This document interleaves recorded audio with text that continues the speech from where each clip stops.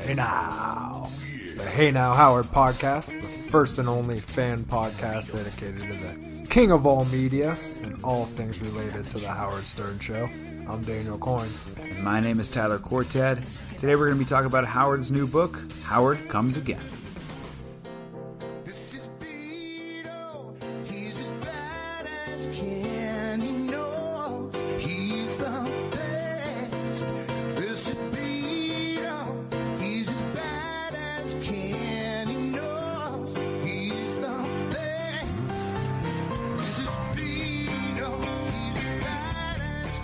Welcome back, everybody. It's the Hey Now Howard podcast, fan podcast dedicated to Howard Stern. Today we're going to be talking about Howard Stern Comes Again.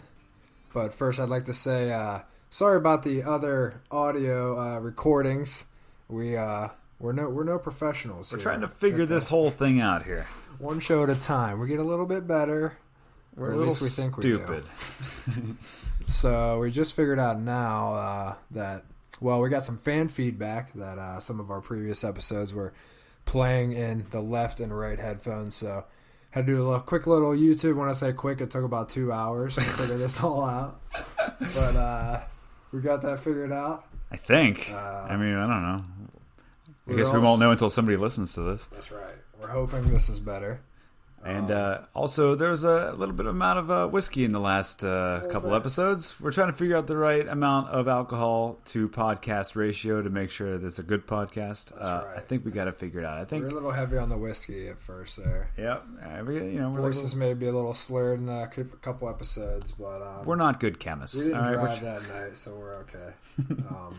Some people get really drunk and call their exes. We talk about Howard Stern and Wendy Williams feud for 2 hours. Don't drink and podcast.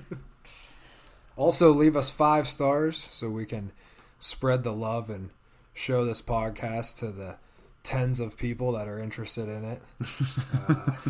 Besides both of our moms, who are our only listeners so far. So spread the love. Send it to all your friends. Hey, who knows? Maybe Stuttering John will end up giving us a listen. That's right. We got a few other Stern Show podcasts out there that we found, but we're still going to go ahead and just call ourselves the first and only fan show. And even before we get into the book, because we just found this out in the last hour or two, that there's a lot of Howard podcasts out there, and a lot of them are just bashing the show because a lot of them are started by disgruntled former employees, such as Stuttering John, or callers that may not necessarily, I don't know, I guess don't love the show like we do, but they use this as an outlet to kind of just bash the show over the head. Yeah, so we're going to go ahead and just pretend we're the only ones out there. Cause, I liked it better that way. I don't think we have much competition anyways. Nope. Fuck you, Stuttering John. But then again, we did go to see Shuley perform and Long Beach Laugh Factory. We met Eli Braden. We met Shuley. High Pitch Eric. That dude is Elvis, man. That was came across. Yeah, that was my Elvis sighting. Is legend, of course. And he actually came across as a really nice guy. Super nice. Because Dan and I are both from Pittsburgh, and first thing I said, I was like, I know that you have a loose tie to Pittsburgh. He's been there a bunch. I don't even know what his weird tie to Pittsburgh is. He has somebody that kind of like handles him there, sets him up there. But he's like, oh, I love Pittsburgh. I fucking love Pittsburgh. What's that bar with all the bars? I was like, or the street with all the bars? I was like, it's Carson Street. He's like, I fucking love Carson Street. I'm like, yeah, I bet it's great. But I actually offered to buy him a beer, and he said no. He said he had to wake up with who was it? Yeah, Hollywood High Pitch out there. He had to work, man. He was in work mode. He was on a business trip. What is this? And then Speech Impediment Man also there. Yeah, speech. Was that all show related? Who was the girl that did the Robin song? Jackie Ton. I got a strong crush on Jackie Ton, man. Oh my God. She was nice. Yeah, she was great. Eli Braden was great. And then Shuley. I thought he was going to do more Stern Show material, but he had his own original material, and he was fantastic. I thought he was great. Yeah. So, all in all, a good time. The reason I say that is because we told Eli and we told High Pitch to to join us sometime. So maybe sometime we'll reach out and try to get some Whack Packers on here. But in the meantime, today we're going to be talking about Howard Stern Comes Again. And what were some of your first impressions there, Tyler? I guess Howard wrote a book. News to me. I haven't seen anything about it. He hasn't talked about it. He hasn't talked about it at all. I know. It's very secretive. What a mystery project. He should just blow up a giant poster and put that in the studio. Right? For every video clip. I know. Dude, when I first got this, so I will say, we talked about our moms in the beginning of this thing. My mom bought this for me for my birthday. Shout out to Mom. When I got it, I think it was like 10,000 pounds. This thing looks like the Bible. It's huge. It's 560 some pages. It's monstrous. It's a strong book. But it looks great. Like it's an aesthetically pleasing book, not just because it's handsome man's on the front, but just like it's just a very clean, cool cover, and I like the back, and I like the little excerpts they have on the back from celebrities and little quotes from them. But it was funny. The first thing I did, I opened it up and just skimmed through it and just kind of stopped my finger on a page, and it ended up going towards the back of the book. And I know Howard talked about how this isn't a book that you need to read cover to cover, like front page to the last page. You can kind of jump around from it. So I did that in a sense that I skimmed through it. I stumbled on, just a section that was Gone Too Soon, I think was the section it was. And it was just basically celebrities talking about other celebrities that have passed away too soon. And I read one, read another. Next thing you know, I'm not even in a comfortable position. I'm literally standing at my kitchen island and I'm just reading these things. I go through 4 or 5 pages of this and I'm totally into it. And these are things, Dan and I both have probably listened to every single interview he's done since he moved to Sirius. But for some reason, he's right. Reading these things, reading these interviews and reading some of the things that people say, you miss a lot of it. And my first impression right away was you pick up on a lot of things that you wouldn't have if you were just listening to. Because, if you're listening to it, you're usually doing something else. If you're driving or, whatever you might be doing, if you're listening to it on the radio, you're usually doing something else in the process. When you're reading, you're pretty singularly focused. So, reading these things, I appreciate it a little bit more. Yeah, it puts it into a bit of a different context. Mm-hmm. I think my first impressions were, and even reading the introduction and following some of the initial press tour, is that I think that he wants to leave this book as kind of a bookend of his career. And I've heard him say things like, this is something that I want my daughters to be proud of. And if someone asked, if someone walks up to him today on the street and says, what are you proud of? He wants to hand this book over. So I totally get that as far as kind of, obviously he's on the tail end of starting to wrap up his career. And then I also like how he put the chapters together of going through different parts in time and different celebrities that kind of mirror each other. He did the Osbournes talking about the reality show, and then the Kardashians. He kind of matches up different Saturday Night Live cast members and right. It kind of in the Trump stuff throughout the years. And I guess that's a reoccurring theme, is you kind of see the evolution of not only some of these celebrities, but reality TV stars and SNL cast members. Well, it's funny you say that because I read that just in that Osbourne one, in the Osbourne interview. He does say that he pretty much, introduced that idea of taking a camera crew into their family and showing that. And the Osbournes were the first ones, really, because I was on MTV. Yeah. I think I'm not a reality TV historian. Yeah, exactly. Involved, right? But bringing a camera into a family setting like that into the house, I think that was the first one, the Osbournes, which was early 2000s, and one of the first. And Howard, I don't know if he meant to take credit for it, but he did in a sense. Like, he was the first one to introduce that idea, and once he did, that started, and then obviously that's been the the bane of our existence since, as far as that type of culture. But that was the beginning of it. Well, we know Howard's not shy about claiming to be the first to think of anything. Right. But, we'll throw reality TV up there. Yeah, sure. Why not? Right? But, yeah, you definitely... Move over, Ryan Seacrest. It was Howard Stern, not you. And he talks about even the evolution of his show. And we'll talk about the difference with his other books, too. But he kind of says, throw the other 2 books in the trash, which I don't agree with. But he says... he almost wants us to represent the new era of the show or whatever that focuses on these in-depth interviews. And he says there's still room for the Whack Pack and, Craptacular and all that stuff. But ultimately, this also signifies, I think this is kind of what people have been hinting at, what people have been noticing about, wow, the show's kind of different. They don't really, and this is kind of him really coming full circle on a lot of those kind of like whispers or theories of, yeah, it is. I realized that. I wanted to make a pivot. He has lines like, you can't interview strippers forever. Right. So, he wanted to get more towards the A-list guest and more interview-based, but still have room for, Richard and Sal and diapers. Yeah, sure. I mean, it wasn't only a year ago when they did Cocktober for an entire month. Right. And Fist Fest was just introduced not too long ago since we last recorded. We should do a whole episode on Fist Fest. God, that scarred me for life. That was Howard history right there. Didn't you say you met somebody on the plane and you guys talked about Fist Fest for like 20 minutes? Yeah. Oh, in fact, I was reading the book and we started talking about that.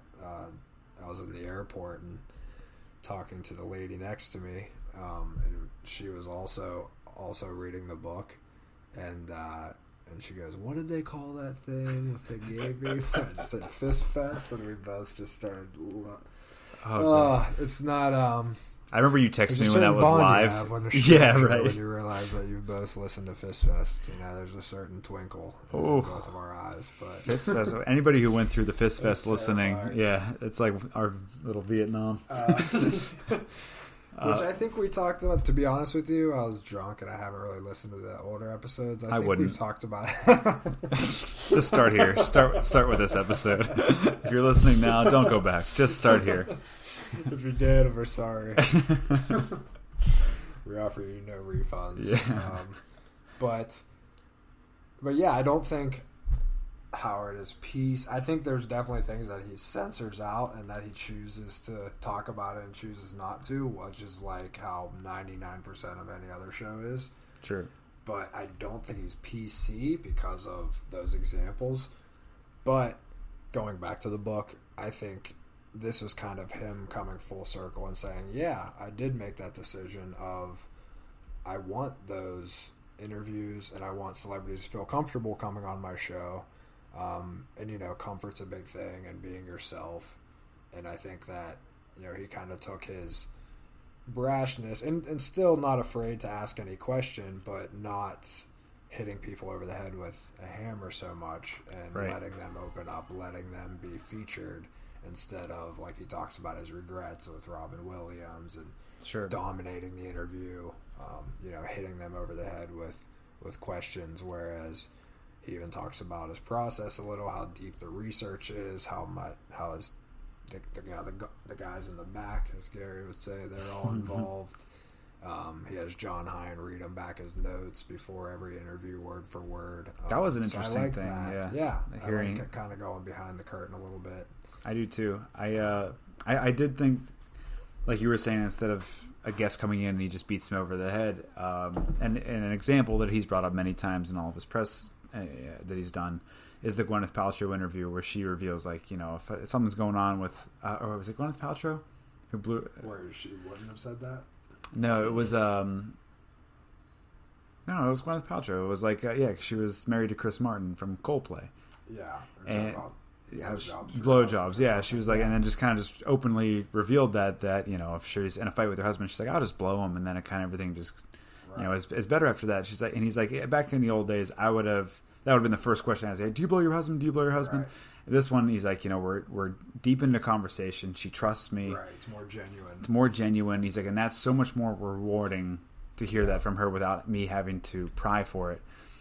Than it would be in the old days where I would just ask and then she would probably get uncomfortable and then it would never get anywhere. Mm-hmm. He said that multiple times in the press tour, but I think it's a microcosm of the general idea he's trying to get across of how he's evolved as an interviewer and just as a radio show host in general. Yeah. I like that personal, style a little bit more. I mean, then again, we talked about, Dan and I talk about this a lot, that, when we grew up with Howard, we were, in our pre-teens when he was on E, And even just in the early 90s, we would hear things, but we knew we weren't supposed to hear it. So we weren't fully developed brains, especially in a comedy setting, to understand what was really happening and what he was really doing. So going back and listening now, it's a little jarring to hear those things. So I guess I'll ask you, I mean, we've both listened to both sides of Howard. What do you prefer? What do you like? Do you like this one? Do you, as opposed to the other brash, out there Howard? Yeah, well, to be honest with you, when I listen to the show back, I kind of listen. My favorite parts are more like Whack Pack and show parts. I do love the interviews, but as far as with his style, it's you definitely get more out of the interviews with the way he researches things, and but I think another, which I do like his newer style better. Because you walk away from a lot of these interviews liking someone that you never did, or and learning stuff that you never did. Yeah, it's like myself. It gave me a lot of respect for someone like Lady Gaga, that could just sit down. Even her performing on the show, sitting down at the piano, stripped down.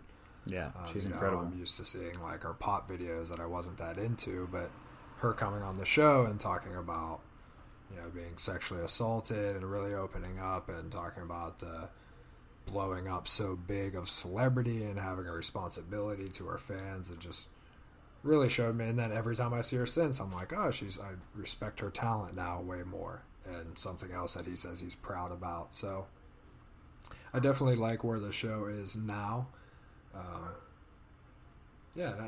think it's all good. I think but I also appreciate his other books, and I appreciate his other eras, and I laugh at the fact that he was on terrestrial radio, as they call it, and he's going against the FCC, going against conservative religious groups, multiple people trying to take him off the air, and even though it was in the form of dick jokes, he was pioneer, and his books reflect that. It's kind of more of that style, more in your face.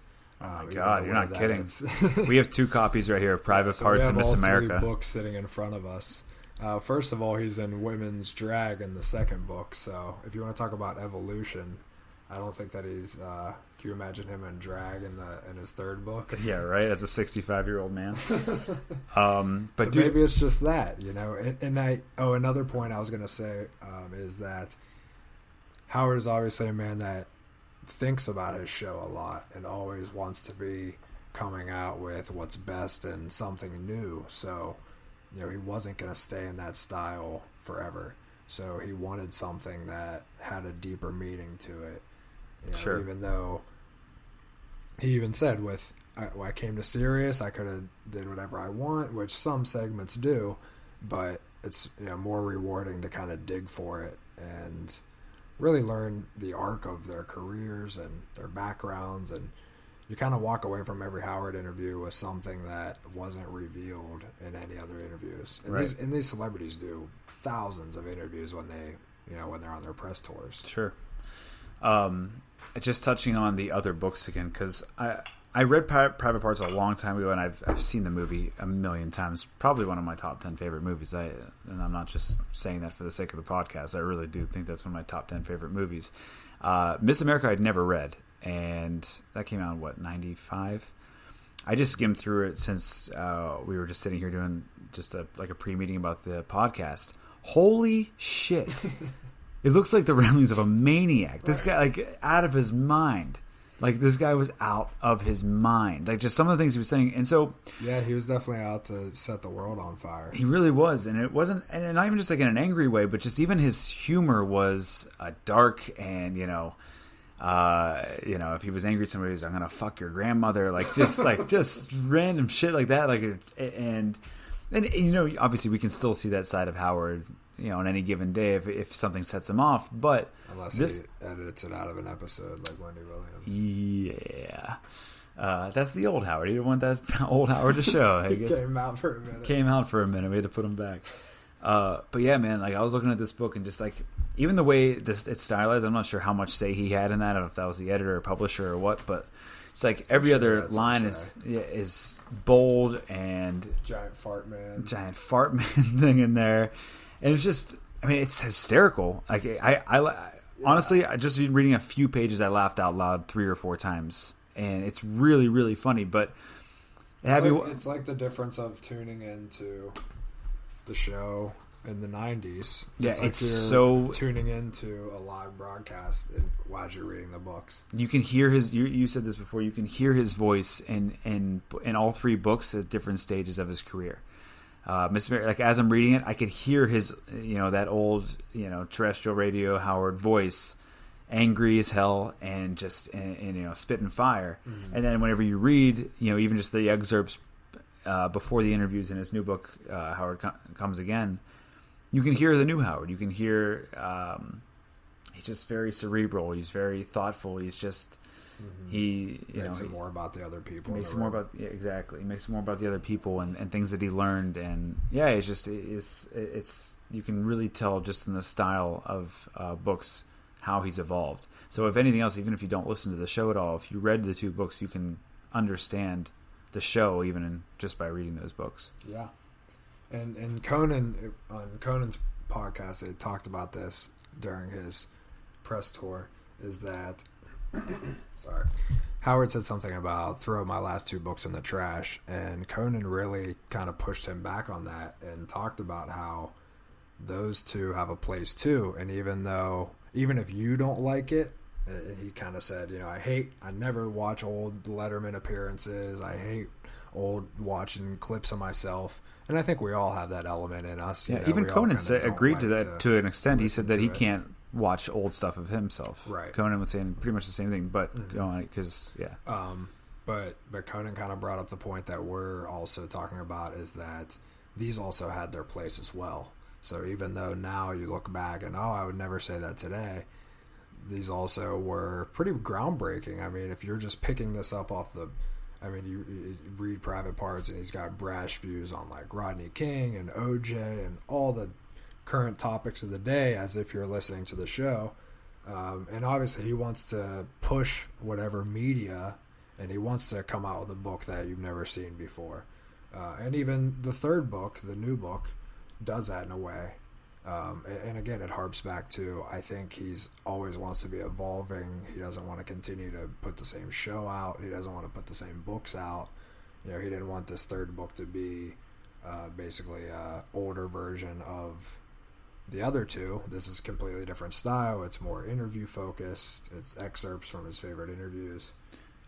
Do you think at the time he wrote the first 2 books, Private Parts and Miss America, that, and this is something like I would love to ask him, and I think people have asked him this before, and I'm not really sure what his answer is, but is that, if that version of Howard 100% genuine, or is he putting on because he knows that's what's going to sell books, that's what's going to get the highest ratings in radio, that's the person I need to be in order to be successful? Or was that actually him at that time? Was he that person? And he kind of gives mixed answers on this. I've heard him answer it where he says, no, that was me, right, but I also was putting on because I needed to be number 1. I needed to do this. I needed everything to be successful. So I'm trying to figure out like how much of it was actually him and how much of it was just his drive to success. Yeah, and I think even if it's not him per se, maybe he's trying to be, back in like the 90s I'm talking, maybe he was always trying to, like, even if he didn't personally believe something, he wanted to be the brash opinion, the quote shock jock. So right. He wants to put a ridiculous opinion out there because he knows, it's like the old saying, like, no publicity is bad publicity, or whatever. That's still his kind of his MO for everybody on his staff. He mentioned something like this, I don't know, a few shows ago, but basically, the staff reiterated it by saying, like, if you come into the studio, have a point of view, have an opinion. Right. That's like the first thing you need to do, and if you don't have one, don't come in. Yeah. And I think that's something that Howard pretty much preaches to anybody on his staff if they're going to come in and get on the mic. Have an opinion, have a point of view. For sure. And I think that's how and that's he definitely operates. Him, even right. if he, he's always judging something. If he's not sure. into something, it's stupid. Right, yeah, if exactly. something, it's great. Right. So he's always going to be providing that. But yeah, I mean, they're all great. This book, let's talk a little bit about his press tour and stuff. Did you walk away with any revelations? I know you talked about his cancer scare a bit. You did. Yeah, I mean, I don't know about like talk negatively about his press tour, but if you watched one, you watched them all. It's hard though because a lot of the same highlights. It's a lot of the same. But if you look at any celebrity that goes on a little deeper, right? Sure. If you look at any celebrity that does a press tour, you're going to find the same thing. Right. I mean, they're going to talk about the same, getting asked the same questions. Mm-hmm. Not to say Howard. I feel like it was funny though. I did notice that I felt like every person that interviewed him, whether it be Anderson Cooper, Terry Gross, Colbert. They all knew that Howard is, quote unquote, the best interviewer. So I think they all try to prove to him that they're also a good interviewer. So they're all trying to ask him out there questions. But I feel like Howard's answers were very premeditated, where no matter like what they asked him, it was all coming back to the same general answers, or the same general stories that he was going to tell. I will say that Howard featured on other shows is not my favorite thing in the world. Sure. I'm sure he would say the same thing. Yeah, exactly. Yeah, I like him being in control. And these shows all kind of have, like, they all have to have a little bit of a bit or a routine or talking points. Right. A couple of them were a little longer. It's NPR with Terry Gross. That was kind of funny, too, because even callers were calling up, well, you're pretty good, but she's the best. So I even think that kind of... Right. And he mentions that in his interview with her. But Colbert was pretty long. Colbert was like a half hour. That was they came out with an extended cut, right, which was good. And I think Howard said right before that Colbert came into his dressing room and was like, "I want to interview you the way you interviewed me." Yeah, that's what Howard said on his show, and I'm like, "Cool. Yeah, that's cool." Yeah, but I feel like and Colbert and he was even kind of. It's funny too because even watching it, I know that Colbert was didn't know how much to dive into him as the person, talking about like his the plane crash that killed his dad and his brother or something terrible like that he talked about when he was on the show. But I kind of got the sense that I didn't know how much Colbert wanted to kind of let down his guard on his own show.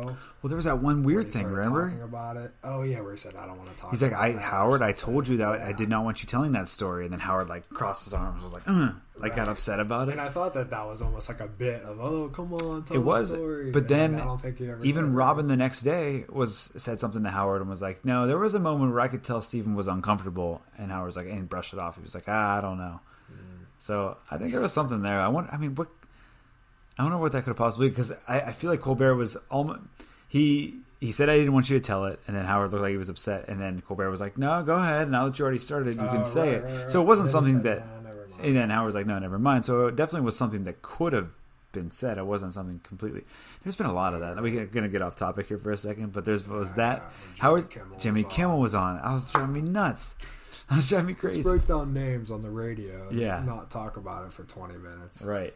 Oh, that drove me crazy because that went on for way too long because you're just like, who is it? Celebrities didn't forgive him or which one's wives are mad at him. And yeah, Jimmy knew people that were mad. I don't even care anymore. Right. Yeah. 20 minutes. No, is it this one? No. Anyways, we digress. Yeah. But yeah, that Colbert was one of my favorite interviews that he did on that press tour. Yeah, my favorite was the Conan one. Just personally, I've always loved Conan. I went and saw his show recorded twice, like a nerd. Waited in line with Missouri. Everybody.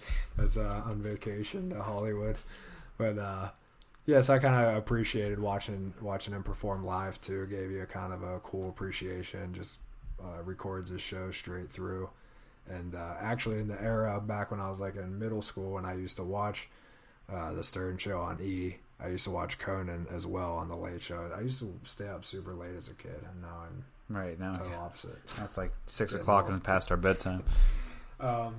Do we want to talk about anything that maybe you were expecting from the book that you didn't get, or maybe something that you kind of wish that he addressed? Yeah, before I do though, I just wanted to touch on the Conan thing too. I think Conan was really, obviously Howard picked Conan as his favorite interview ever, which I think we'd say is worth mentioning real quick before we move on from Conan, because Howard has interviewed so many amazing people, and choice. It's such an interesting choice. And I know his reasons were, it has nothing to do with the best interview, the most revealing interview. It's the one that he felt most satisfied with as an interviewer, that he felt the best because he had such a rapport with Conan. And it's weird because I felt that he's had that with other guests, and I felt it before, and I didn't realize it with Conan until after the fact. And obviously going back and reading the transcript of that interview, he's absolutely right. I mean, they really do dive deep into it, and I even think the subsequent interviews afterwards are just as good. The conversation he has with Conan on the show about him being his favorite interview, and then, like you said, the podcast, I just thought was great. I thought that, I mean, I know you talked about how much you love Conan, and I do love Conan. I've always watched his show. I don't think I really got Conan as much as you did, but I know that Conan's just a super smart dude and super funny. I know he wrote for The Simpsons, and he's just a really funny mind and a funny comic. But I think Howard was right when he says that the show that he's on, the format, doesn't really allow for his real comedic genius to shine. And I think which the podcast does more. The podcast, of course, and I'm going to start listening to it a lot more. But even just the one with Howard, you can see it in just the way his comedy mind works. And I think that those two people, Howard and Conan, really mesh well together as far as their comedy minds and how they view the world. Yeah, I also think Conan has been involved in a lot of things that Howard likes to talk about. Howard hates Jay Leno, so he's instantly attracted to the late night fiasco.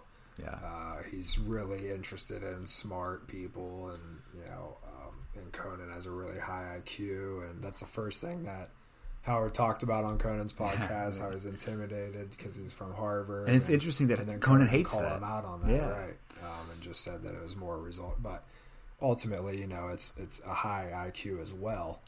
But I always find that kind of interesting too. Is you're leaving Harvard, and everyone's going to maybe doctors and lawyers, and you're going to go write comedy. So that takes some balls as well. Yeah. So I think Howard likes talking about that life journey. He's always interested in people's past. He likes talking about SNL. Conan was a writer there. He had funny stories about his time there. So yeah, just a really good guest, and probably one of those guests that he could come in 100 times and have 100 different interviews. Right. Howard's always been infatuated. I don't know if that's the right word, but infatuated with late night talk show hosts. And I wonder what that is. I wonder if that's something because deep down he thinks that could have been an outlet for him if radio wasn't his medium. I know he's also talked about game show hosts that way. Game show hosts, ultimately, and he's always wanted to be a game show host. Exactly. That was where he mentioned that was part of him joining AGT. Right. But yeah, he's always, and not only him being a late night host, but he's always talking about Johnny Carson. He's always talking about Jay Leno and the wars. I think maybe the parallel between the late night wars and the radio wars that maybe he faced were very similar. And maybe that was the most equal thing that he could find in a different medium, maybe to what he was going through. So maybe he relates to them in that way. And the fact that they have to produce so much comedy in a given week. Yeah. And the way that Howard did. I mean, Howard was doing 4 hours a day and just trying to entertain people 4 hours a day is fucking brutal. Right. And then these people have to go on. I mean, given it's not as much, but that's the most equal thing you can find in a different medium, So I think that Howard relates to a lot of these guys in a big way from a comedy standpoint. Yeah, and he keeps close relationships with them. Obviously, Jimmy Kimmel's like one of his best celebrity friends, but also Fallon. He's had Seth Meyers in. He's had all of them. Gordon twice. Gordon yeah. He's even had the English dude in, Craig Ferguson. Yeah. Yeah, he loves that entire universe, and it's interesting. I was asking myself why, but I think that might be a good indicator. I think that's pretty close comparison to what he went through as far as he's always interested in the late night wars and the ratings and even now like any of them that come in are like that's not anymore, and he's like come on. He wants that. He wants it so bad. Like, well, it's more because he's not going to do it anymore. He wants somebody else to have a war at least, so he can live vicariously. I know. We need a good Howard war. Yeah, right? I mean, we had that Wendy Williams for just a second. If we just would have... Our most popular episode. Right? Howard versus You know, it's crazy. Even he's definitely involved because even somebody brought up Jay Leno. Like, hey, would you have Jay Leno? I think it was even Bobo. I don't remember who asked him. But somebody was like, would you have Jay Leno on? And he was said, yeah, I'd have Jay on. Right. It's like, what? Yeah. I remember you asking that before. You would have been like, fuck no. Right. Yeah, I guess. And he even would know that conflict would be interesting. And that's ultimately, I guess, what he's going for. Yeah, that's true. Interesting radio for his viewers or his listeners. Kind of piggybacking off of that, though, is if there's things in the U.S. before, if there's things in the book that I was expecting and didn't see, or vice versa, things that I saw that I was surprised about. One, I was surprised to see Trump in there as much, and I had myself wondering, because I know he always talked about Trump being a great guest. They said his relationship with him as a friend was pretty vague, because it's like, were they friends, were they, who knows? But it was interesting to see Trump in there as much as he was. Cause he talks about him in every press tour. Talks about him on every press tour. How Hillary should have come on the show on every press. And it's like, is that? I find myself asking, I'm like, is that a little bit to sell books? To sell books, probably. It's gotta be, right? Because there's nobody who gives a shit about Trump or Hillary that much still. Like a couple, 4 years later. I guess, or is he saying, hey, I have. Yeah, I guess I can see it either way, though, because he also has that type of content about Trump in that mass. They did use a lot of his interviews with Trump during his Trump's campaign. Right. In a negative sense. Like, quote-unquote, leaking tapes. That right. They're public. They aired. Right. So someone's got them recorded somewhere. But it's the way that Howard answers the question almost every time. He's like, Trump was a great guest because I'd ask him, hey, Trump, what is, what would you rate Selma Hayek? She's a 6. What would you rate Angelina Jolie? Oh, she's a 5. Who says that? Who says that? And I'm like, find myself thinking, I was like, well, you. Right. You say that all the time. Right. I was like, but then again, you're not running for president, so it doesn't, doesn't really matter. But and that's something, actually, that particular thing Terry Gross called him out on right. in his interview. And he actually kind of agreed. He's like, yeah, you're right. Because she said, I knew about you, obviously, like everyone else, but I wasn't a fan, and I didn't like how a lot of young, which I was, like, as a kid, like, impressionable. Sure. She said, I don't... Still am. Exactly. That's all I know. Like Bobo. And he said, I don't like how you're teaching kids to rate women 1 from 10, and he agreed. But I just think that's funny on that particular example about how she kind of pushed back on that, and I kind of like that about that portion of the interview. Yeah, I did like that too, but it goes for a lot of people. I mean, Dan, we were sitting here and I'd be like, oh, look at that, like, what would you say that girl is? And we would have that conversation like, oh, she's an 8. But then if somebody asked you, like, hey, do you think it's right to rate women? You'd be like, no. Right. You know, like it's one of those weird things. Trump calls it locker room talk. Yeah, it's basically well, this is like the Access Hollywood before Access. Exactly, but we're 2 degenerates that are never going to run for office, so we can say, I don't think that the president should be talking like that.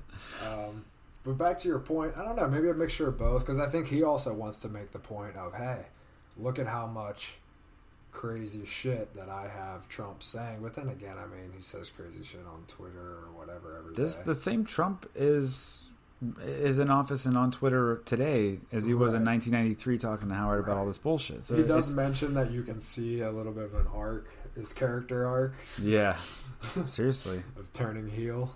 It was an interesting thing in the book too that I read about Trump, and we'll get off Trump for a little bit, but you said like what stuck out of me with the book.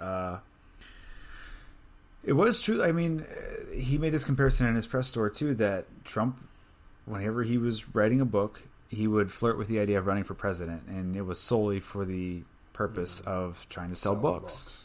Yeah. And Apprentice wasn't doing well. They were trying to negotiate his contract. Oh, maybe I'll run for president.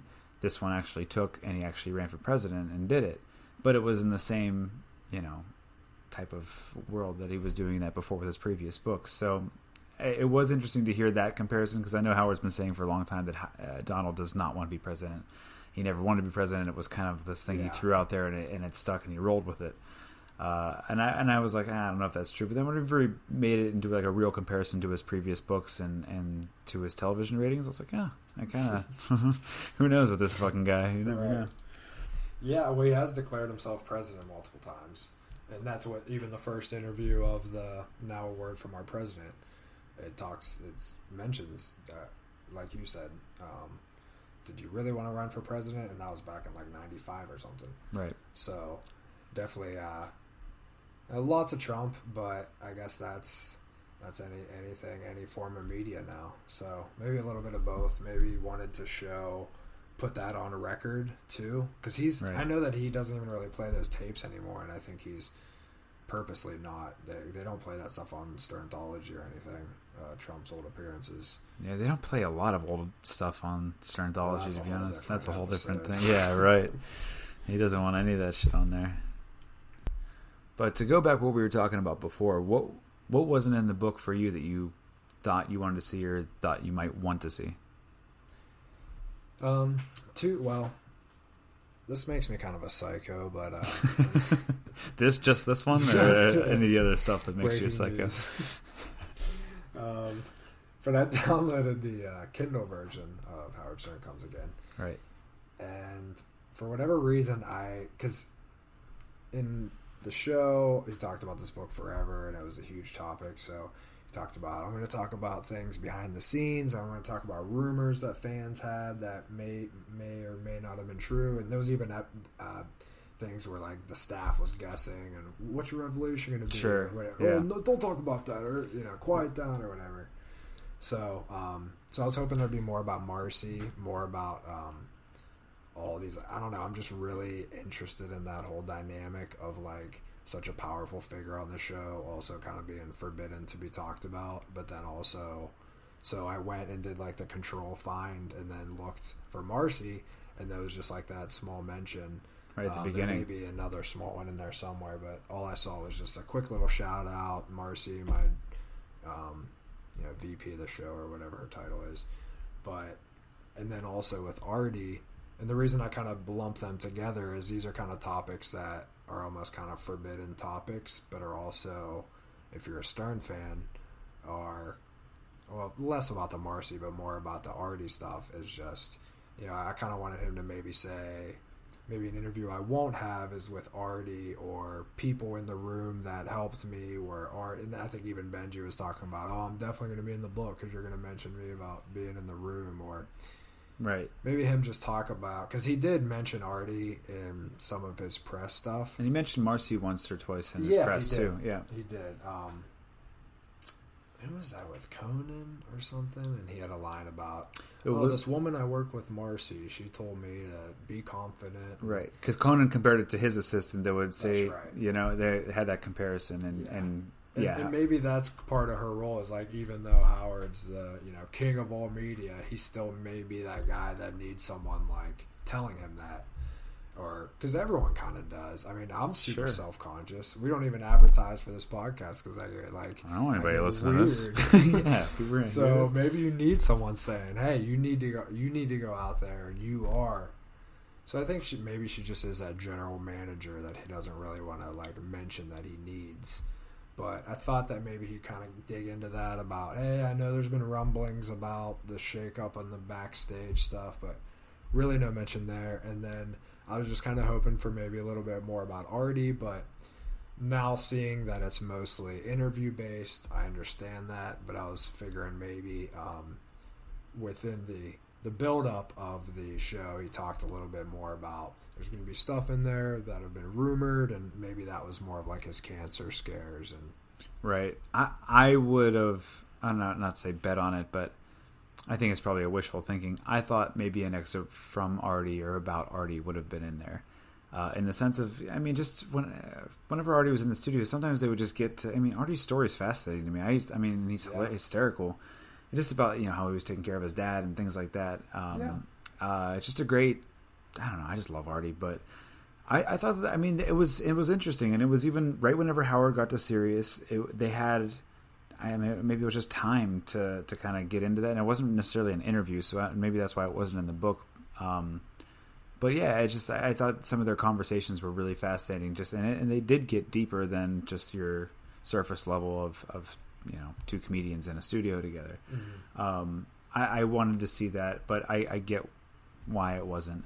The Marcy thing, sure, that's obviously more clear why that wasn't in there because she's never on the show.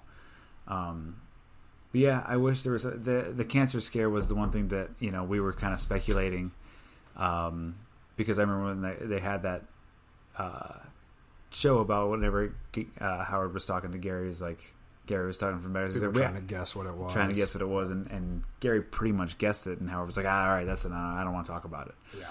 And just shut it down real quick. So that was also coincidentally the one that Wendy Williams talked about on her show, and that's... Well, that was Gary's clue, he said. Right. Was it what Wendy Williams said? Right. So maybe that just kind of started the whole... maybe that's if why... she did say that, then he was just probably pissed that maybe she did actually have some sort of inside knowledge. She knew, and then she leaked it. Leaked it or something. So maybe could be that more was to the it. Venom, right. Which would make a lot more sense with his... I think the reason we do this and we analyze this shit is because Howard's so truthful with everything. We have no lives. Well, that too. We're big fucking losers. But he's so truthful with everything, and so now in this later stages of Howard, where he keeps some shit, we're like, it keeps us guessing now. We're like, oh, if he's not going to tell us the truth about this thing, well, what does that mean? Like, is this something bigger than what it really is? I'm sure it's half and half. Some of it's nothing, and some of it could be an actual cover up to something he doesn't want us to know. But yeah, we're pretty much big fucking losers is the answer to that. No, you're right, and I think that he touches on that even in the book, that there's certain things that, like, he didn't want the audience to know about the cancer scare. He didn't want callers calling in and telling them about, their sister died. I get that. Thing. Like, I almost, like, just knowing Howard's personality, that just makes sense. Like, he doesn't want to hear that shit. And I think he doesn't, even in private parts in Miss America, he digs into his family life. He's like, my in-laws are a pain in the ass. I got married too early. And I think he's evolved from that and also learned of, maybe, like, that's not healthy for anybody. Like, that's not healthy for my family. Even though you may get a laugh on the radio, oh, he's banging on his in-laws. And Tyler and I were, like, talking off air. It's like, well, what about, like, the next Thanksgiving about, like, he's pretty much got a whole chapter in private parts about how big of a pain in the ass his in-laws are. Sure. And these are people in his everyday life once the mic goes off. Not to mention, like, okay, he can get a divorce from them, but his kids are now, like, that's still his kids' other side of the family. So I think I think that he doesn't, I mean, he mentions his kids a lot, but I think his kids were a bigger part than he even leads on about his evolution to keeping things private. Yeah. I don't think he mentions them a lot. No, you're right. He really doesn't. I think it's just, like, in passing. But I think they have a big thing to do with him keeping that part of his life a little bit more private, because I think he realized that he probably hurt that relationship. Like, I mean, yeah, that's not good for anybody. That's not good for anybody, yeah. So he's keeping things a little more closer to the vest that could potentially hurt people that are, like, actually mean something to him. Where and before he was about that. He's like, that style of coming in with a sledgehammer. Yeah, it got me ratings, it got me famous, but it wreaked havoc on my personal life. And he wasn't happy. Right. Yeah, so in the end, what was he'll talk about Beth or, like, a stupid little story or the cats, but he definitely isn't. Right. Yeah, there's no need to let 40 million people into your every single day life. Right. And he did it. I mean, he got us all intrigued enough already. He doesn't need to keep going full force anymore, you know? All right. I think that about covers it. He came again. He came again. We came again. Everybody's coming again. Coming. I do love the Arnold. I gotta love it. No matter what, it just ends up coming everywhere. Just coming. No matter how the premise starts. I'm sure we could dive into more, like, interviews and, like, things like that with the book, and I'm sure in future podcasts we'll find, little things in the book as we continue. Yeah, sure. But I think that's a good general overview of the book, his press tour, especially his evolution from his previous books to this one. Yeah, what do you think? It's good, Bub. It's good talk. Okay, good talking to you too, Bubba. Stayed relatively sober. Just a few whiskeys this time, not like 12 like before. Yeah, no slurring this time. Falling asleep at the mic. And click 5 stars if you're listening to us on Apple, whatever you get your podcast. I think we're on like 3 of them now. Yeah, give us your love. For like a Yahoo one or something. We're on YouTube. Check us out. If you're listening on YouTube, click thumbs up. Give us a comment. If you click thumbs down, it's just fucked up, man. It's my favorite. Make us your favorite. That's right. We'll be your favorite podcast. Well, that's all for now from Los Angeles, California. It's the Hey Now Howard podcast. I've been Daniel Coyne. And my name is Tyler Quartet, and we'll see you next time. Hit him with a high! Hit high!